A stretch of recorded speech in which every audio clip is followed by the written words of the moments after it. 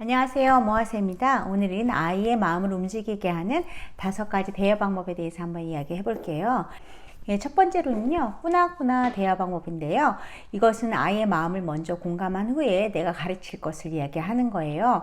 이때 주의해야 될 점은 아이들의 감정을 수용하되 행동은 통제하는 거예요. 그래서 예를 들어서 어떤 아이가 장난감이 너무 갖고 싶어서 다른 아이의 장난감 뺏는 상황이 됐으면 장난감을 뺏는 거는 안 돼. 차례를 기다리는 거야. 이야기를 하기 전에 그 아이의 마음을 먼저 공감해 주시는 거죠. 그래서 너가 이 장난감을 갖고 놀고 싶었구나. 마음을 공감하신 후에 그런데 장난감을 빼앗으면 안 돼. 너의 순서를 기다려야지. 어미를 군화로 만들어서 하시면 돼요. 너가 이 장난감을 가지고 놀고 싶었구나. 기다릴 수가 없었구나. 이렇게요. 네, 두 번째 방법은요. 선택권을 주는 거거든요.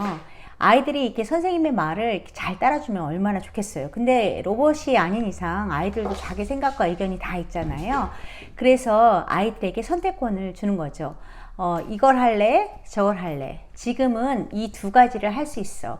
이거를 해도 괜찮고 저거를 해도 괜찮아 하고 선택권을 주는 거고요. 특히나 어린 연령들이 이렇게 고집을 피우는 경우가 있잖아요. 예를 들어서 이제 화장실에 가야 되는데 화장실에 안 간다고 막 고집을 부린다거나, 그러면 화장실에 안 간다고 해서 걔를 이제 들어주면 결국은 실수를 하게 되잖아요.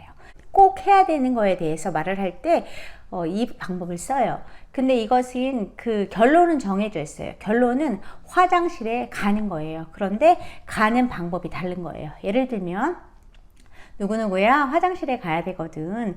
그런데 너가 혼자 걸어갈래? 아니면 선생님이 안고 갈까? 2가지 방법도 다 괜찮아. 이렇게 얘기를 하면 대부분의 아이들이 잘 선택을 안 해요. 왜냐하면 그 아이는 화장실에 가기 싫거든요. 그러면 너가 선택하지 않으면 선생님이 선택할 건데, 이렇게 이야기를 하면 이제 아이가 또 말을 안 해요. 그러면 이제 제가 선택해서 이제 안고 가기도 하고, 또 아이에 따라서는 자기가 걸어가는 아이들이 있어요.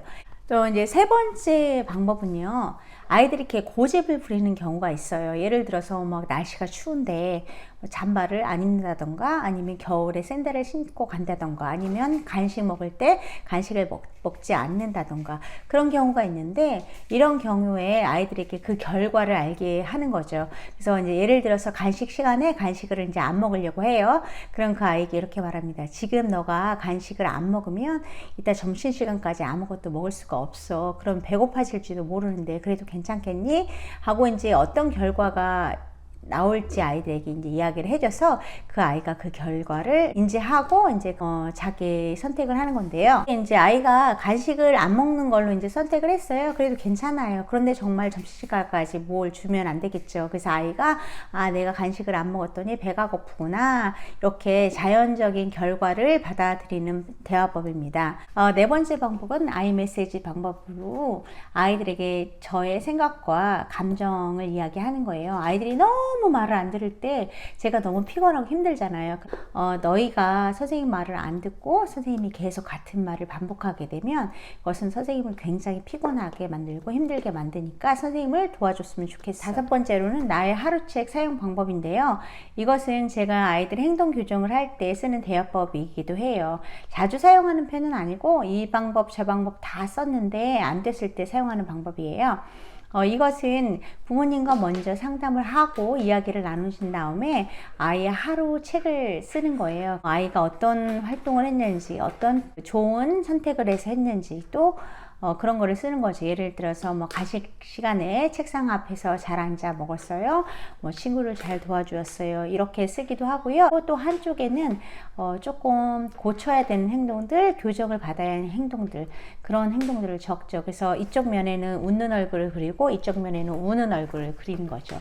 그래서 이제 이 웃는 얼굴 쪽의 행동을 많이 쓰고, 한쪽이 교정해야 되는 행동을 한쪽에 1개 정도 씁니다. 그리고 이제 하루가 끝나고 나서 아이의 하루에 대해서 이야기를 하고 가족으로 보내면 엄마가 또 잘한 행동에 대해서 칭찬을 해주고, 내일은 잘못한 행동을 하지 않는, 그렇게 이야기를 함으로써 가정과 또 원에서 함께 아이들을 도와줄 수 있는 방법이에요. 오늘 이렇게 5가지 방법을 아주 간략하게 이야기를 나눠봤는데요. 혹시 이해가 안 되셨거나 좀 더 구체적으로 알고 싶으신 분들은 댓글로 남겨주시면 제가 댓글로 성실하게 답해드리도록 하겠습니다.